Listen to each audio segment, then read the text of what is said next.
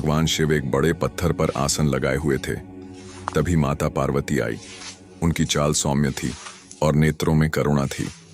धीरे धीरे वे भगवान शिव के पास पहुंची और मुस्कुराते हुए उन्हें संबोधित किया। भगवान, अपने इस भक्त को कैलाश आने से रोक दीजिए, वरना किसी दिन मैं इसे अग्नि में भस्म कर दूंगी। यह जब भी आता है मैं बहुत असहज हो जाती हूँ। ये बात मुझे बिल्कुल भी पसंद नहीं है। आप इसे समझा दीजिए, यह कैलाश में प्रवेश न करें। शिवजी जानते थे कि पार्वती सिर्फ उनके वरदान की मर्यादा रखने के लिए रावण को कुछ नहीं कहती हैं। वह चुपचाप उठकर बाहर आकर देखते हैं तो बाहर रावण नंदी को परेशान कर रहा है। शिवजी को देखते ही वह हाथ जोड़कर प्रणाम करता है। प्रणाम महादेव। आओ दशानन, कैसे आना हुआ? मैं तो बस आपके दर्शन करने के लिए आ गया था महादेव। आखिर महादेव ने उसे समझाना शुरू किया। देखो रावण, तुम्हारा यहाँ आना पार्वती को बिल्कुल भी पसंद नहीं है, इसलिए तुम यहाँ मत आया करो। महादेव, ये आप क्या बोल रहे हो?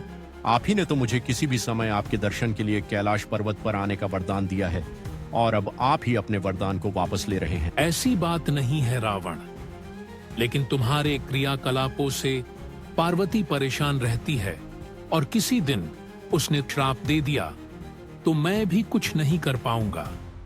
इसलिए बेहतर यही है यहाँ पर न आया करो। फिर आपका वरदान तो मिथ्या हो गया महादेव। ठीक है, मैं तुम्हें आज एक और वरदान देता हूं। तुम जब भी मुझे याद करोगे मैं स्वयं ही तुम्हारे पास आ जाऊंगा, लेकिन तुम अब किसी भी परिस्थिति में कैलाश पर्वत पर मत आना। अब तुम यहां से जाओ, पार्वती तुमसे बहुत रुष्ट हैं। समय बदलता है। हनुमान जी रावण की स्वर्ण नगरी लंका को जलाकर राख करके चले जाते हैं और रावण उनका कुछ नहीं कर सकता। वह सोचते सोचते परेशान हो जाता है कि आखिर उस हनुमान में इतनी शक्ति आई कहां से। परेशान होकर वह महल में ही स्थित शिव मंदिर में जाकर शिव जी की प्रार्थना आरंभ करता है। उसकी प्रार्थना से शिव प्रसन्न होकर प्रकट होते हैं। रावण अभिभूत होकर उनके चरणों में गिर पड़ता है। आप अंतर्यामी हैं महादेव, सब कुछ जानते हैं प्रभु। एक अकेले बंदर ने मेरी लंका को और मेरे दर्प को भी जलाकर राख कर दिया। मैं जानना चाहता हूं कि यह बंदर जिसका नाम हनुमान है आखिर कौन है? और प्रभु, उसकी पूंछ तो और भी ज्यादा शक्तिशाली थी। किस तरह सहजता से मेरी लंका को जला दिया? मुझे बताइए कि यह हनुमान कौन है? शिवजी मुस्कुराते हुए रावण की बात सुनते रहते हैं और फिर बताते हैं कि यह हनुमान और कोई नहीं, मेरा ही रुद्र अवतार है। विष्णु ने जब यह निश्चय किया कि वे पृथ्वी पर अवतार लेंगे और माता लक्ष्मी भी साथ ही अवतरित होंगी, तो मेरी भी इच्छा हुई कि मैं उनकी लीलाओं का साक्षी बनूं। जब मैंने अपना यह निश्चय पार्वती को बताया तो वह हट कर बैठी कि मैं भी साथ ही रहूंगी, लेकिन यह समझ नहीं आया कि उन्हें इस लीला में किस प्रकार भागीदार बनाया जाए। तब सभी देवताओं ने मिलकर मुझे यह मार्ग बताया। आप बंदर बन जाइए और शक्ति स्वरूपा पार्वती देवी आपकी पूंछ के रूप में आपके साथ रहें, तभी आप दोनों साथ रह सकते हैं।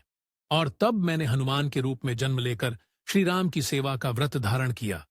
वहीं शक्ति रूपा पार्वती ने मेरी पूंछ का स्वरूप लिया। उसी सेवा के परिणाम स्वरूप तुम्हारी लंका जलकर भस्म हो गई। अब सुनो रावण, तुम्हारे उद्धार का समय आ चुका है। श्री राम के हाथों ही तुम्हारा अंत सुनिश्चित है। मेरा परामर्श है कि तुम युद्ध में सबसे अंत में उतरना, ताकि तुम्हारा समस्त राक्षस कुल भगवान श्री राम के हाथों से मोक्ष को प्राप्त कर सके और तुम सभी का उद्धार हो जाए। रावण को समस्त परिस्थितियों का बोध हो जाता है और वह उसी के अनुसार युद्ध की तैयारी करता है।